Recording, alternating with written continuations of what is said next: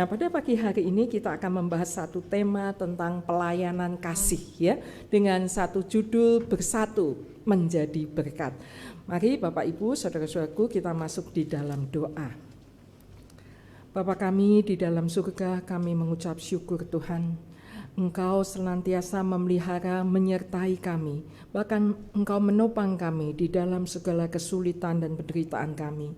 Tuhan, pada pagi hari ini Tuhan, kami ingin merenungkan satu tema, bersatu menjadi berkat. Tuhan, biarlah kami undang Roh-Mu berada di tengah-tengah kami untuk menyentuh hati kami masing-masing. Menolong kami untuk mengerti firman-Mu ini dan menjalankannya dalam hidup kami. Tolonglah hamba-Mu yang terbatas ini, tolonglah semua jemaat ini. Ajarlah kami untuk mendengar suara Roh Kudus ketika Engkau menjelaskan firman ini kepada kami. Terima kasih Tuhan. Dalam nama Tuhan Yesus Kristus kami berdoa. Amin. Ya, saya akan awali dengan satu kisah ya, ingatan. Waktu beberapa tahun yang lalu, seorang kerabat saya ya, family, masih jauh, saya manggilnya Om, sekarang sudah almarhum.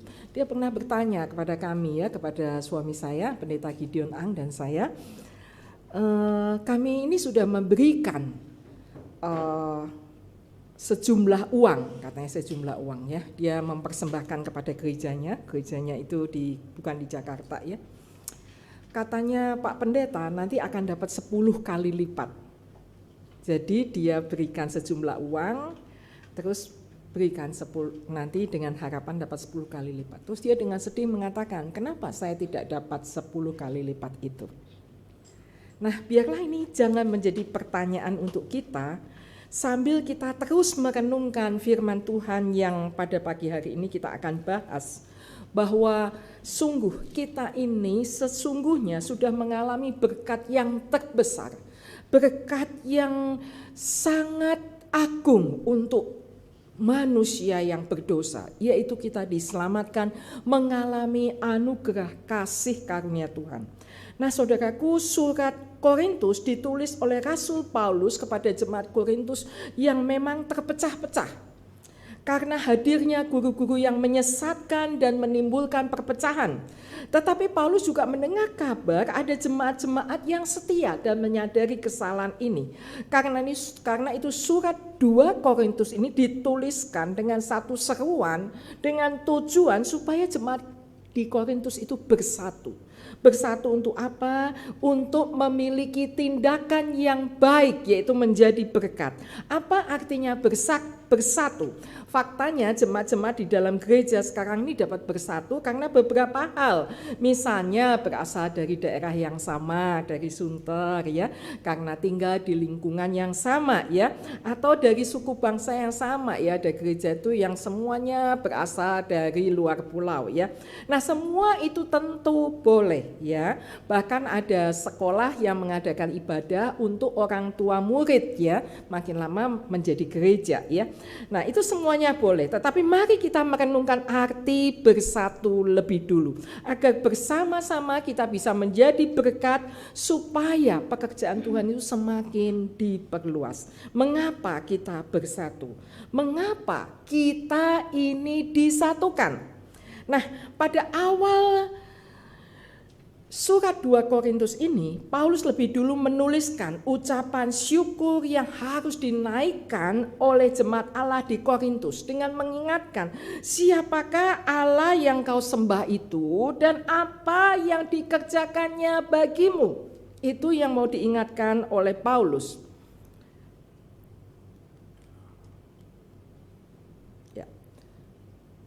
Dia menuliskan, terpujilah Allah Bapa Tuhan kita Yesus Kristus, Bapa yang penuh belas kasihan dan Allah sumber segala penghiburan. Nah, ini yang sudah dikerjakan Allah dan ini yang menguatkan Paulus, dan Paulus mau menularkan ini satu pikiran supaya jemaat Korintus itu menyadari siapakah yang menyatukan mereka dan siapakah yang kita sembah, apa yang sudah dialami oleh jemaat Korintus dan kita juga hari ini. Yang pertama, dialah Allah Bapa Tuhan kita Yesus Kristus. Dialah Allah Bapa Tuhan kita Yesus Kristus. Kita itu boleh memanggil Bapa karena pengorbanan Yesus Kristus. Kita dapat datang kepada Tuhan sebagai anak dan memanggil Tuhan pencipta alam semesta ini sebagai Allah Bapa. Sebetulnya di semua agama lain itu berbeda dengan kita. Kita boleh memanggil Tuhan kita itu sebagai Bapa. Sangat indah sekali. Bapa itu menggambarkan sesuatu yang sangat dekat ya. Bapa, kita boleh panggil Bapa. Saudaraku, kira-kira setahun yang lalu itu, persis tahun yang lalu itu mama saya meninggal dunia ya pada usia 87 dan meninggal dalam usia tua ya. Nah, pada akhir hidupnya itu dia sangat kesakitan sekali. Kesakitan kenapa? Karena ya usia tua dan dia kakinya nggak bisa diluruskan, tangannya juga nggak bisa diluruskan. Kami nggak tahu kenapa, tapi ya makin lama makin mundur ya. Tapi pada saat terakhir itu dia sudah tidak bisa bicara, bahkan dia mendengar juga kurang dan dia sudah tidak bisa mengingat apapun juga. Bahkan anak-anaknya tidak ingat ya, dia hanya ingat yang anaknya punya suara yang berbeda. Dia ingat sama mantunya Pak Gideon karena suaranya berbeda ya. Jadi Gideon gitu, dia bisa manggil gitu. Tapi yang saya terharu ya, pada saat-saat terakhir, kira-kira 2 bulan terakhir tuh ya, setiap kali dia itu bangun, dia makin lama makin sering tidur ya, bangun untuk makan, dia mungkin kesakitan, dia selalu panggil Bapa, panggil Bapa gitu. Saya tuh ditanya oleh perawatnya, Bu, apakah Ibu Oma ini sedang panggil-panggil papanya ibu yang sudah almarhum? Saya bilang enggak sih, kalau dia panggil papa saya itu beda ya, panggilnya kan beda, papa itu beda, tapi ini jelas banget Bapak. Saya bilang dia sedang panggil Tuhan. Terus jadi saya semakin mengerti bagaimana mendoakan dia. Saya bilang, Mama nanti kalau Bapak itu menjemput, Mama jangan takut, Mama terus pegang tangannya, sambut tangannya, Bapa itu akan menjemput. Dialah Allah Bapa Tuhan kita Yesus Kristus. Kita ini sesungguhnya sudah dikasihi oleh Allah. Kita dipanggil dan dijadikan orang-orang kudus. Inilah buktinya kita mengalami apa yang disebut dengan kasih karunia-Nya. Kita mengalami apa yang disebut dengan anugerah-Nya. Saya akan bacakan dalam Efesus 1 ayat 5. Dalam kasih Ia telah menentukan kita dari semula oleh Yesus Kristus untuk menjadi anak-anak-Nya. Lalu ayat 6 mengatakan, supaya terpujilah kasih karunia-Nya yang mulia, yang dikaruniakannya kepada kita di dalam Dia, yang dikasihinya. Nah, saudara-saudaraku, Bapak Ibu sekalian, kita ini orang yang dikasihi Tuhan. Sudahkah merasakan itu? Kita ini dipilih, dipanggil untuk menjadi anak-anak-Nya. Orang yang sudah mengalami kasih karunia Tuhan Yesus Kristus dan diselamatkan, mengalami anugerah-Nya ini seharusnya dapat bersatu. Apalagi di dalam satu gereja, di dalam satu persekutuan. Misalnya, Bapak Ibu ketemu sama almarhum ibu saya tahun lalu waktu sebelum meninggal, misalnya bertemu, pasti juga disatukan oleh karena Bapa yang sama. Bapa Tuhan kita Yesus Kristus yang sudah mengasihi kita dan mengaruniakan kasih karunia-Nya, anugerah-Nya supaya kita diselamatkan. Dan Dialah Bapa yang penuh dengan belas kasihan kepada kita. Bagi orang Yahudi, Bapa itu sumber segala sesuatu. Bapa yang menciptakan, Bapa yang penuh belas kasihan. Jadi semua belas kasihan, semua berkat itu berasal dari Bapa ini. Karena itu pemazmur mengatakan, berkat kasih setiamu yang besar, aku akan masuk ke dalam rumahmu. Hari ini Bapak Ibu, kalau Bapak Ibu boleh berada di tempat yang ini, tempat di mana umat Allah berkumpul, ini adalah tempat kudus Tuhan. Sebetulnya ini adalah kasih setia Tuhan. Kasih setia Tuhan. Mari kita renungkan yang ketiga, Dialah Allah Allah sumber segala penghiburan untuk kita. Dalam bahasa Yunaninya penghibur itu adalah come alongside and help. Artinya berdiri di sisi kita lalu menolong. Bukan hanya sekedar berdiri saja di sisi kita, tetapi dia juga menolong. Inilah Roh Kudus yang dijanjikan oleh Tuhan Yesus Kristus di dalam Yohanes pasal 14 ayat 16. Paulus sendiri berada di dalam keadaan yang sulit, menderita, dan secara manusia dia tidak mampu bersyukur. Tetapi Paulus percaya kepada Allah yang menyatukan ini adalah Allah sumber segala penghiburan. Dia yang memelihara dan memegang kontrol hidup kita. Amin. Jadi kalau hari ini kita jangan takut ya, kita sakit ya berobat ya. Tetapi ada satu hari nanti Tuhan panggil kita, sakit sudah tidak bisa disembuhkan, enggak apa-apa saudaraku, enggak apa-apa.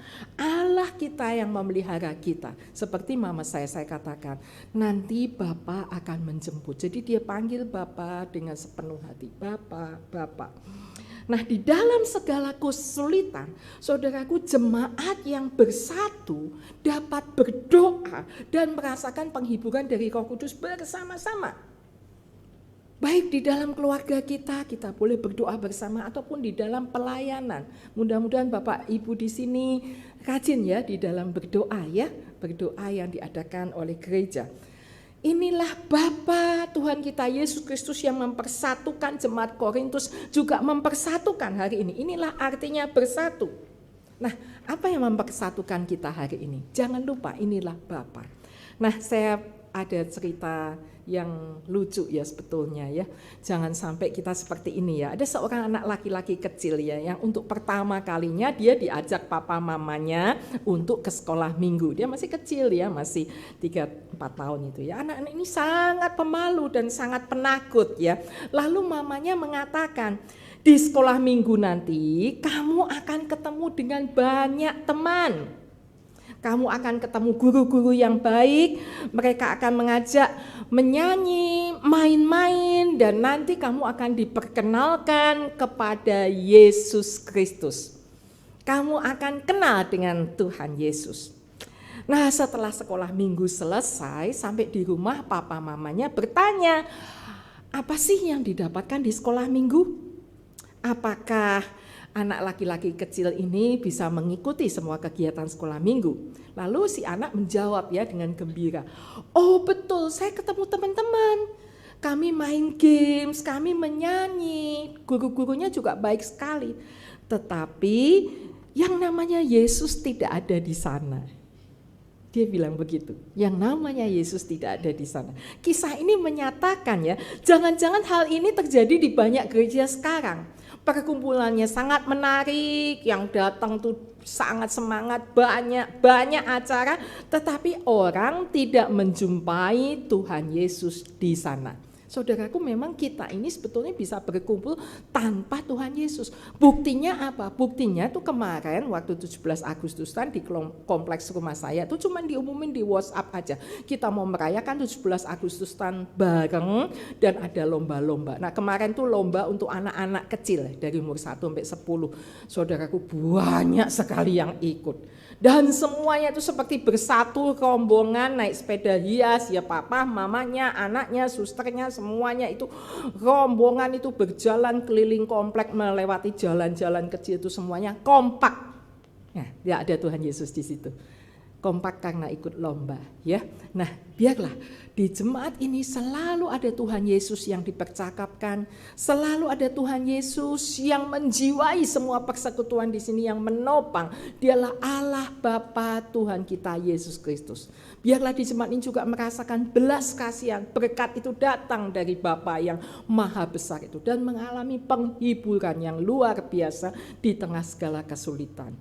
Nah, berikutnya surat 2 Korintus ini ditulis untuk mengingatkan kepada jemaat di Korintus supaya setelah mereka bersatu itu memiliki tujuan yang baik. Tujuannya yaitu pelayanan kasih. Nah, di dalam pasal 8 dan 9 perbuatan yang baik itu adalah bagaimana mereka itu bersatu menjadi berkat dengan memberi kepada sesama. Nah, kita ini bisa menjadi berkat ya Bapak Ibu dengan berbagai cara. Misalnya memberi doa, kita berdoa syafaat untuk siapa saja yang kita kenal ya. Saya kenal tuh ada seorang ibu yang punya daftar doa. Bapak Ibu punya daftar doa enggak? Hari ini doakan untuk gereja, doakan hamba Tuhan ya. Nanti doakan keluarga ini yang sakit. Nanti kalau ada teman sepersekutuan ya yang sudah usia, yang kakinya sakit, yang tangannya sakit, yang mengalami kesulitan datang ke gereja, dituliskan di situ, dituliskan dan didoakan. Jadi doa tuh setiap hari nggak usah sama ya, bisa berbeda-beda ya. Atau doakan juga misi gereja kita, doakan juga sekolah tinggi teologi, doakan juga banyak kesulitan yang dialami oleh orang-orang percaya, termasuk doakan soal politik. Nah, kita punya daftar doa enggak? Itu namanya memberi doa. Lalu kita juga bisa memberi dengan daya atau tenaga kita. Nah, tadi main piano, ya ada yang memimpin, ada yang menyanyi. Mungkin ada yang merapikan gereja, membersihkan gereja, mendekorasi gereja. Ini namanya kita memberikan tenaga. Nah, Paulus khusus di pasal 8 dan 9 ini mengajarkan kita bagaimana menjadi berkat dengan cara memberikan persembahan dana. Tadi doa, daya atau tenaga, lalu ini dana. Karena itu perikop ini diberikan judul pelayanan kasih. Nah, salah satu pelayanan Paulus di dalam misinya adalah mengumpulkan persembahan khusus untuk mendukung orang-orang Kristen yang miskin di Yerusalem. Ya, jadi ada sejumlah besar orang-orang dari Yahudi yang di Yerusalem menjadi percaya, tetapi mereka itu sangat miskin. Nah, jemaat Korintus adalah jemaat yang kaya. Mereka pernah berjanji untuk memberikan persembahan ini. Sayang sekali, seperti banyak dari jemaat ya, sudah berjanji tapi melupakan janjinya. Jadi orang jemaat-jemaat Kristus ini, jemaat-jemaat Korintus ini harus diingatkan.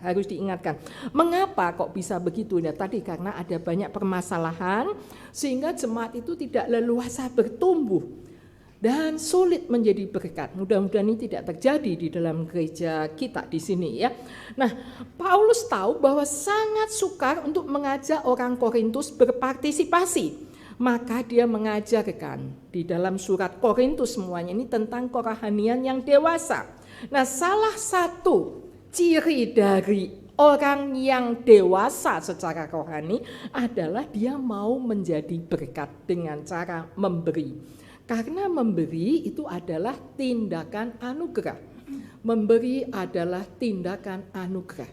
The act of grace. Jadi memberi karena anugerah. Memberi adalah suatu pelayanan karena anugerah Allah yang bekerja dengan kuat di dalam hati. Kalau kita sudah mengalami anugerahnya, selalu ada yang mengusik hati kita. Selalu ada yang menggelitik. Selalu ada yang di sini itu tidak enak ya. Pengen memberi dukungan doa, memberi dukungan daya atau tenaga, dan memberikan dukungan dana.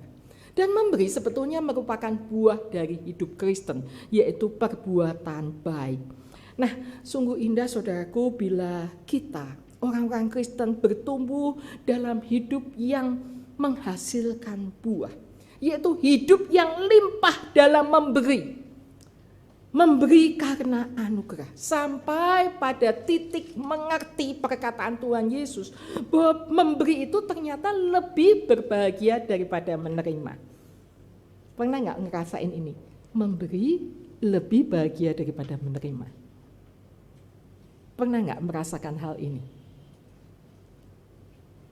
Banyak ibu-ibu, banyak ayah ibu ya, kalau anaknya sudah berhasil ya. Ini contoh saja ya, anaknya sudah berhasil itu biasanya anaknya ya kalau pergi kemana-mana yang traktir, bahkan anaknya yang kirimin uang ya. Ada ibu yang bilang paling enak tuh kalau anaknya banyak, transferannya banyak katanya begitu ya. Nah, saya kira enggak di sini ya. Nah, satu kali saya itu mengunjungi anak saya bersama suami saya, mengunjungi anak saya yang tinggal di Amerika. Dia sudah menikah ya, dalam pandemi itu dia menikah dan dia sekarang punya pekerjaan yang ya cukup baik lah ya. Nah, satu kali Dia tuh sangat sibuk dalam bekerja, lalu dia mengatakan kepada saya, Mama sama Papa kan bisa nyetir mobil sendiri, Mama Papa anterin saya ke kantor, nanti mobilnya boleh dibawa pergi kemana saja ya sama istrinya tuh orang Cungkuok saudara ya, namanya Cehui, boleh dibawa untuk jalan-jalan lah sama Cehui ya. Nah Cehui ini baru belajar nyetir mobil, jadi saya yang nyetir ya. Nah waktu kami nyetir itu akhirnya saya mendapati kalau mobil ini harus ganti oli ya saudara, sederhana sekali ya ganti oli ya, dan kami kan kalau di Indonesia itu sudah biasa ya ganti oli ya. Lalu saya ganti oli bersama suami saya dan kami membayar ya, kami membayarin gitu ya ganti oli ya. Terus menantu saya itu nggak enak sekali, aduh jangan mama dong yang bayar, ini pakai bahasa Inggris ya, saya nggak bisa bahasa Mandarin kecuali Pak Gideon bisa.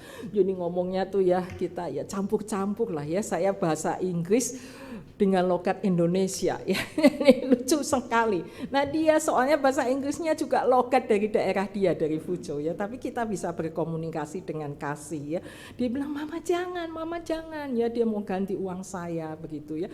Untuk pertama kalinya dalam hidup saya itu saya mengerti bahwa memberi itu ternyata lebih bahagia dari menerima ya.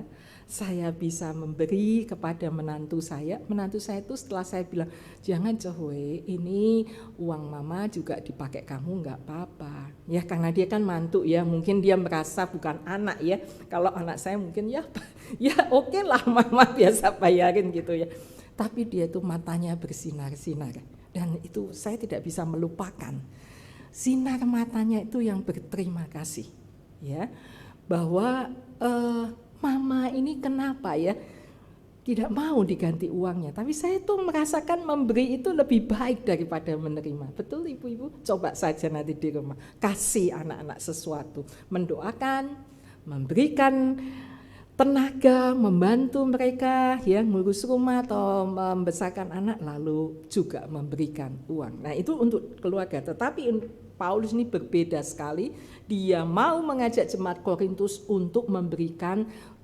dukungan dana untuk orang-orang Kristen lain ya. Nah memang Paulus juga memberikan sejumlah bukti yang muncul di dalam gereja-gereja di Makedonia, itu tadi yang kita baca ya, gereja Makedonia yang sudah memberi karena didorong oleh anugerah, sehingga perikop ini sering dinamakan The Macedonian Way, jadi cara hidup orang Makedonia. Nah gereja apa sih yang di Makedonia itu? Filipi, Berea dan Tesalonika. Nah saudara kalau lihat baca surat Filipi nanti akan melihat bahwa Paulus memuji orang Filipi di dalam memberikan. Nah bagaimana? Apa yang mereka lakukan jemaat-jemaat Makedonia ini? Yang pertama, mereka itu menjadi berkat dengan memberi dalam kondisi apapun. Kasih karunia yang dianugerahkan kepada jemaat di Makedonia ini ternyata tidak sia-sia. Nih, kasih karunia yang dianugerahkan kepada jemaat-jemaat di Makedonia itu tidak sia-sia. Paulus meneruskan, selagi dicobai dengan berat dalam berbagai penderitaan, sukacita mereka meluap, dan meskipun mereka sangat miskin, dikatakan sangat miskin, namun mereka kaya dalam kemurahan. Saudaraku, kalau di dalam Alkitab itu disebut sangat miskin, itu artinya seperti pengemis yang tidak punya apapun dan tidak punya pengharapan untuk mendapatkan apapun. Nah, jemaat-jemaat di Makedonia ini menjadi miskin karena kehilangan pekerjaan, dikucilkan oleh masyarakat dagang saat itu karena mereka menolak untuk menyembah ilah-ilah asing, ilah-ilah bangsa mereka. Mereka mau menyembah Bapa Tuhan kita Yesus Kristus. Karena itu mereka tuh sulit sekali berdagang.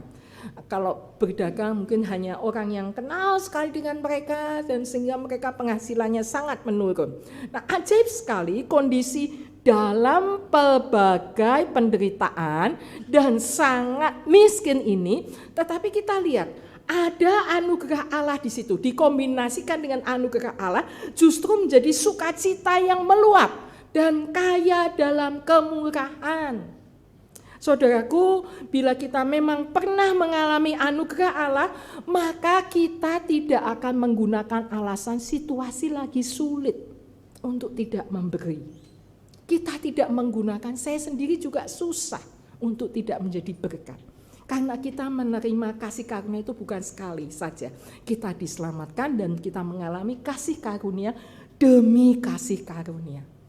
Jadi Bapak Ibu kalau diminta sama pengurus, diminta sama hamba Tuhan, diminta sama teman di sini, yuk bantuin gereja, berdoa, melayani di gereja dan mempersembahkan. Jangan merasa, waduh saya sendiri juga sulit kok, saya ini juga kurang sehat. Tapi coba dengan semangat seperti jemaat Makedonia ini, ya mereka tidak mau kasih karunia yang dikaruniakan kepada mereka itu sia-sia. Nah saya punya cerita ini kisah sejati ya di gereja di Bandung. Suatu kali ada seorang wanita yang sangat kaya sekali. Ini boleh dibilang dia termasuk salah satu orang terkaya di Bandung ya.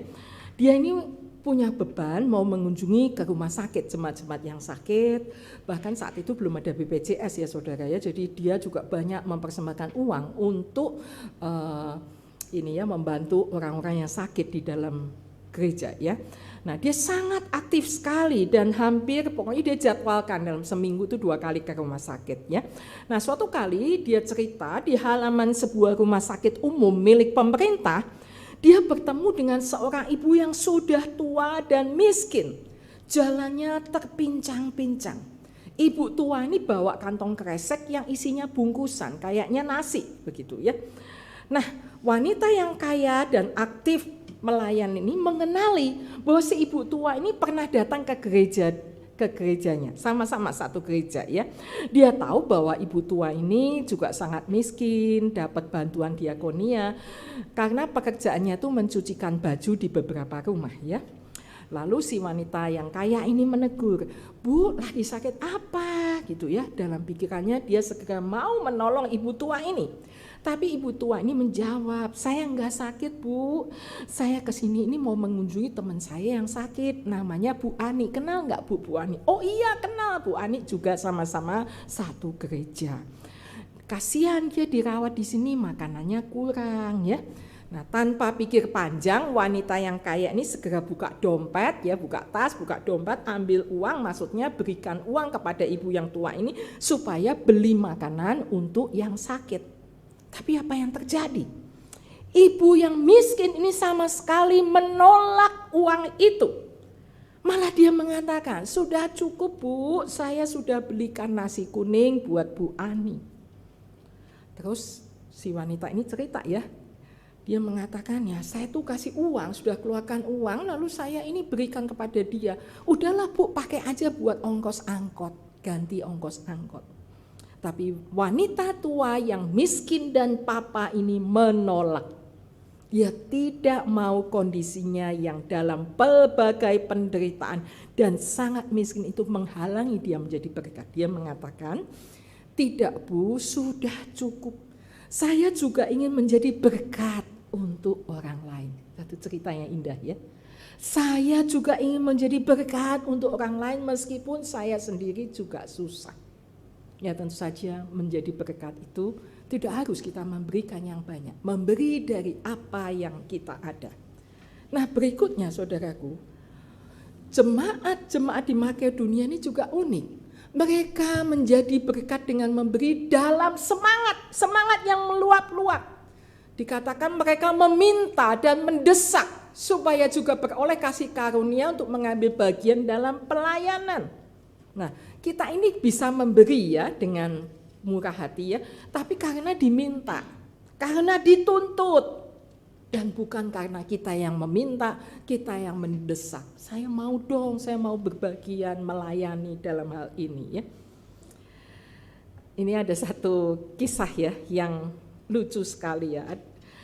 Ada seorang mengatakan, pengkhotbah itu pendeta mengatakan bahwa saya harus memberi sampai saya sendiri merasa sakit waktu memberi. Jadi memberi itu seperti sesuatu diambil dari kita ya. Tapi ya, saya ini memikirkan harus memberi saja membuat saya sakit. Jadi belum memberi sudah rasa sakit ya.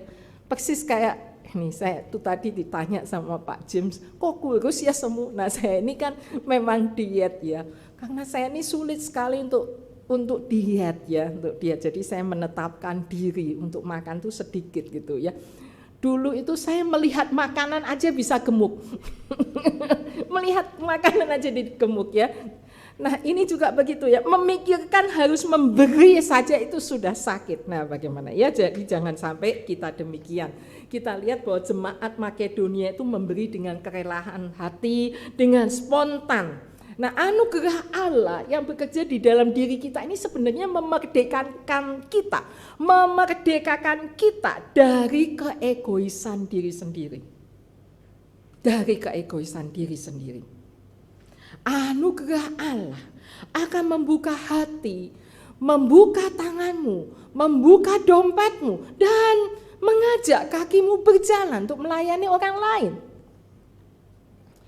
Pemberian kita ini bukan hasil dari hitung-hitungan, tetapi memang hati kita ini sudah hangat. Hati kita ini sudah terbakar oleh kasih Tuhan, oleh anugerah kasih Tuhan itu.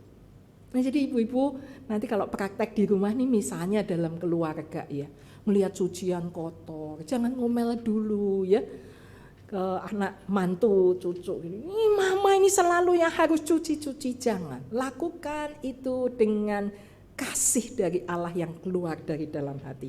Ibu-ibu mari kita meminta, mendesak untuk melayani di rumah kita ataupun di gereja. Amin. Jemaat Makedonia itu ternyata memberi seperti Tuhan Yesus. Menjadi berkat dengan memberi seperti Tuhan Yesus. Yesus Kristus memang teladan kita yang terbesar. Baik dalam melayani, dalam menderita, dan dalam pengorbanannya. Nah seperti Yesus Kristus, jemaat-jemaat Makedonia itu pertama-tama memberikan diri kepada Allah. Memberikan diri kepada Allah. Kalau kita baca di dalam ayat 5 mengatakan, mereka memberikan lebih banyak daripada yang kami harapkan. Mereka memberikan diri mereka pertama-tama kepada Allah, kemudian oleh karena kehendak Allah juga kepada kami. Ya, ini rahasianya. Mereka memberikan diri kepada Allah, jadi menyerahkan diri kepada Tuhan. Mereka mau dipakai oleh Tuhan. Mereka berikan diri dulu kepada Tuhan. Jadi kalau kita hubungannya dengan Tuhan itu enggak beres ya.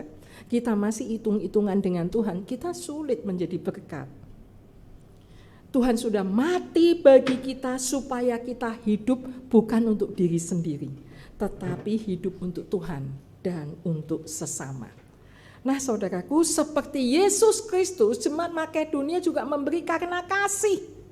Nah itu ayat 7 dan 8, kalau saudara perhatikan ayat 7 dan 8, di situ disebutkan kata kasih berkali-kali. Ayat 7 misalnya ya, kamu ini kaya dalam segala sesuatu, dalam iman, perkataan, dalam pengetahuan, dalam kesungguhan, dalam membantu, dalam kasihmu terhadap kamu. Jadi sebetulnya jemaat Korintus itu mengasihi Rasul Paulus ya.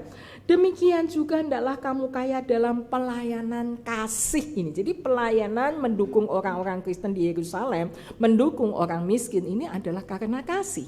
Nah, kemudian kalau ayat 8 dikatakan bahwa aku mau menguji keikhlasan kasih kamu. Jadi ada 2 kali ya, 3 kali bahkan kata kasih ini diulang-ulang.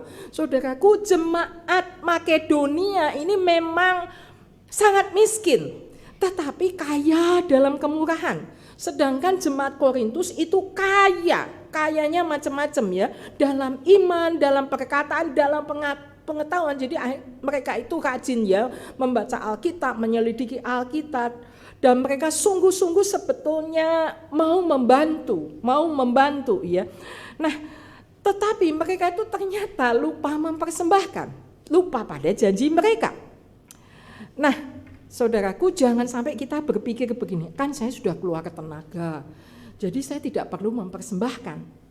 Orang Kristen harus ingat bahwa segala karunia yang dimiliki kita, apapun yang dimiliki kita, ini sebetulnya adalah milik Tuhan. Kita itu hanya mengelola. Kalau hari ini kita sehat, ya, kita masih bisa kuat ya ke gereja, itu sebetulnya dari Tuhan, dari Tuhan. Kalau orang dunia, ya memang badanku sehat karena aku makan dan aku minum vitamin. Tapi kita bukan. Pikiran kita itu adalah pikiran Kristus yang menguasai kita. Jadi kalau kita sehat itu karena Tuhan berikan anugerah. Dan kesehatan ini dipakai untuk melayani Tuhan. Untuk memberi di dalam kasih. Nah, Bapak Ibu, saya ini enggak sehat-sehat selalu ya. Saya ini tangan saya tuh misalnya tuh ya sakit, kadang-kadang ya sakit ya, susah digerakkan begitu ya.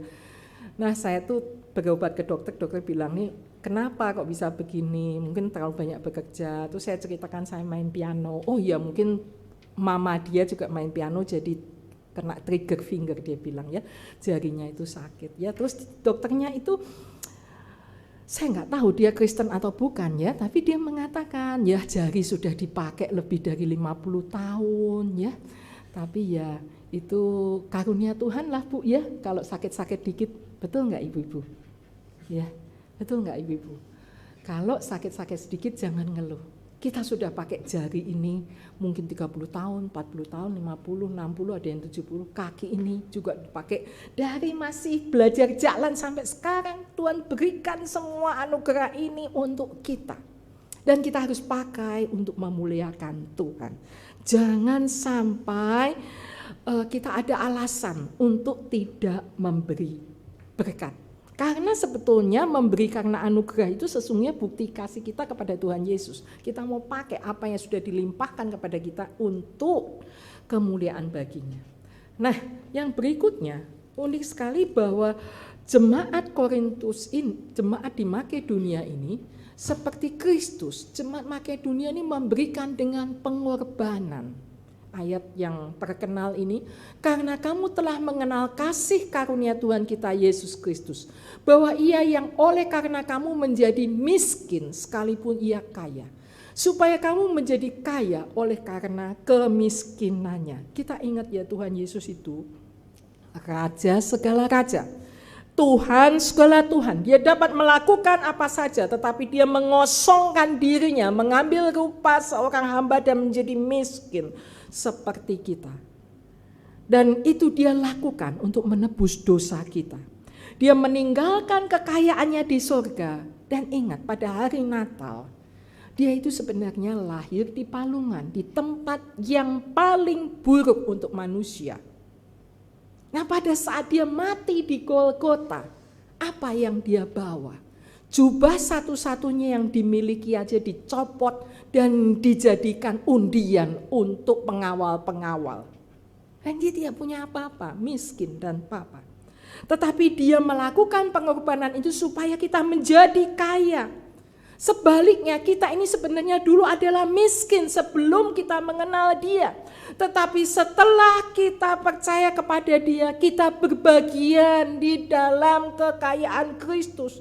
Roma 8 ayat 17 mengatakan apa saudaraku? Roma 8 ayat 17 saya akan bacakan. Roma 8 ayat 17, satu ayat yang indah sekali. Dan jika kita adalah anak-anak, maka kita juga adalah ahli waris. Maksudnya orang-orang yang berhak menerima janji-janji Allah, yang akan menerimanya bersama-sama dengan Kristus, yaitu jika kita menderita bersama-sama dengan Dia, supaya kita juga dipermuliakan bersama-sama dengan Dia. Nah, Bapak Ibu, saudara-saudaraku, kita ini akan mendapat bagian warisan dari kerajaan Allah. Kita akan bersama-sama dimuliakan dengan Kristus kelak. Inilah iman kita. Mari, jangan sampai kita melupakan anugerah Allah yang luar biasa ini. Berikutnya, orang-orang Makedonia menjadi berkat dengan memberi sepenuh hati. Jemaat Kristus ini telah berjanji ya kepada Titus setahun sebelumnya bahwa mereka akan mempersembahkan, mengumpulkan dana, tetapi ternyata mereka lupa. Karena itu Paulus menitipkan surat ini melalui Titus supaya menyelesaikan janji iman mereka. Jadi saudara, Paulus ini sedang menekankan bahwa kalau kamu mau itu harus dilaksanakan dengan segenap hati. Jangan cuma ngomong tetapi dilaksanakan. Nah saudaraku, melayani, memberi, menjadi berkat karena anugerah itu berasal dari memang hati kita yang mau dan bukan dipaksa dan bukan diingat-ingatkan. Memang banyak saudara lembaga-lembaga bahkan hamba-hamba Tuhan yang menyalahgunakan persembahan. Kita harus bijaksana dalam memberi, tetapi kita jangan kehilangan sikap ingin memberi dengan segenap hati. Allah melihat hati kita sejauh mana, serela mana kita memberikan. Nah, ini ada satu cerita ya yang lucu sekali ya. Allah melihat hati kita. Ada sepasang suami istri ya yang pergi beribadah ke gereja di satu hari Minggu ya. Nah, kebetulan esok harinya suami itu akan tugas keluar kota ya untuk urusan pekerjaannya ya tentu saja. Nah, sebelum meninggalkan rumah untuk ke gereja pagi itu, istrinya mengingatkan bahwa uang belanja sudah habis ya. Ini tentu saja dibuat cerita ini sebelum ada QRIS, sebelum ada M-Banking gitu ya. Jadi istrinya tuh mengingatkan, "Pak, uang belanja sudah habis loh ya." Dan suaminya belum memberi uang belanja untuk minggu depan. Nah, waktu mereka duduk mengikuti ibadah belum mulai ya. Nah, suami ini diam-diam nyelipin uang ke dompet istrinya, nyelipin uang ya ke situ ya. Nah, sang istri berpikir bahwa uang ini untuk persembahan ya, karena itu ketika kolektor diedarkan dengan tenang si istri itu ambil uang itu dan masukin ke dalam kantong persembahan. Nah, suaminya langsung kaget, yang melihat tuh kaget. Kenapa? Karena itu sebetulnya uang belanja buat minggu depan ya, bukan uang persembahan ya. Nah, setelah selesai ibadah, mereka itu pergi kepada Pak Pendeta yang kebetulan mereka sangat dekat dengan Pak Pendeta dan mengatakan, "Pak, ya istri saya itu memberikan semua uang belanja untuk Tuhan minggu depan. Apakah ini berarti Tuhan nyatet ya semua uang belanja?" Lebih banyak sih kan memang ya. Nah, pendeta bertanya, "Sebenarnya kamu ini mau ngasih berapa ke persembahan?" Lalu suami itu ya malu-malu ya menyebutkan angka yang tentunya jauh lebih kecil ya daripada uang persembahan yang dimasukkan itu ya. Sebetulnya sangat kecil sekali. Lalu kata pendeta, "Jangan khawatir, jumlah yang kau inginkan untuk diberikan kepada Tuhan itu yang dicatat Tuhan. Karena Dia memandang kerelaan hatimu." Sekali lagi ya, jumlah yang kau inginkan untuk dipersembahkan itu yang dicatat Tuhan ya, karena Dia memandang kerelaan hati kita. Karena itu setiap kali kita mempersembahkan untuk uang, untuk mempersembahkan untuk tenaga, itu doakan, "Tuhan, saya ingin melayani ini, saya ingin mempersembahkan ini. Tuhan, gerakkan hati saya untuk dengan sukacita, sukarela melayani ya." Bila sudah seharusnya kita memberi lebih daripada yang kita berikan, Tuhan itu memperhatikan. Tetapi kalau kita ini mau memberi banyak, tetapi kita tidak mampu ya, tidak mampu memberikannya, Tuhan juga memperhatikan kok. Jangan takut ya, Tuhan memperhatikan kita. Nah, yang terakhir adalah mari kita memberi di dalam iman, menjadi berkat dengan memberi dalam iman. Paulus menyarankan memberi dengan apa yang yang ada pada kita ya, berdasarkan apa yang ada padamu. Ini di dalam ayat 12 sampai 15 ya. Tidak bijaksana kalau kita itu berutang ya, mempersembahkan itu harus berutang ya. Itu sulit sekali saudaraku ya. Dan dalam ayat 15 saya bacakan, ini Paulus menggunakan prinsip mengumpulkan mana. Orang yang mengumpulkan banyak tidak kelebihan, dan orang yang mengumpulkan sedikit tidak kekurangan. Jadi ini dia merefer pada bangsa Israel yang mengumpulkan mana tiap hari, tetapi mereka akan selalu dicukupkan. Kalau mereka mencoba menyimpan atau menyembunyikan mana untuk hari itu, maka mana itu akan membusuk. Jadi mari kita mau memberikan apa yang ada pada kita, tetapi kita juga memberi dalam iman bahwa Tuhan akan memberkati kita. Nah, saudaraku, ada berikutnya di dalam 2 Korintus itu, pasal 9 khususnya, dikatakan demikian ya.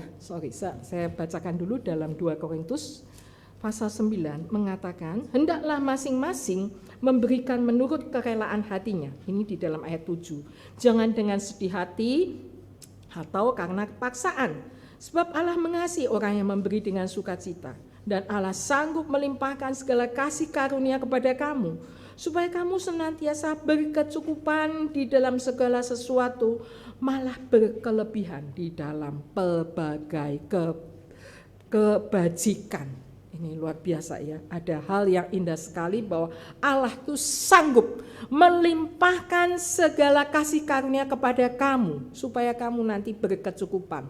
Karena itu kita jangan takut memberi, kita tak memberi dengan iman kita.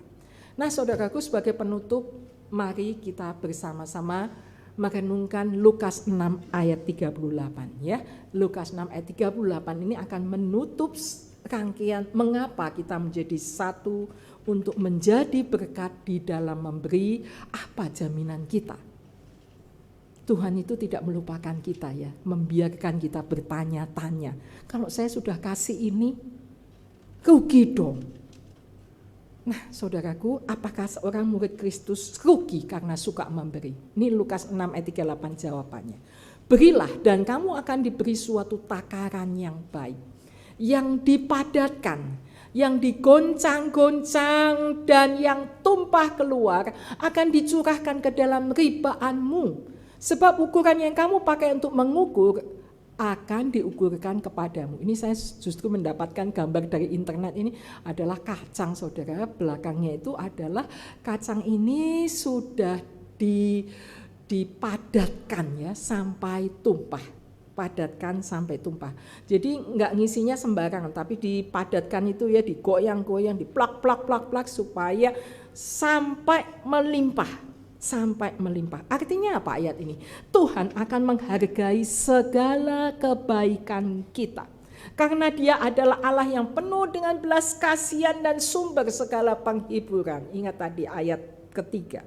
Penghargaan itu bukan selalu dengan uang, tetapi mari kita pikirkan dan kita hitung apa yang dilakukan oleh Allah terhadap kita. Berkat yang kita terima selain berkat keselamatan itu selalu jauh lebih banyak, jauh lebih berharga daripada apa yang sudah kita berikan.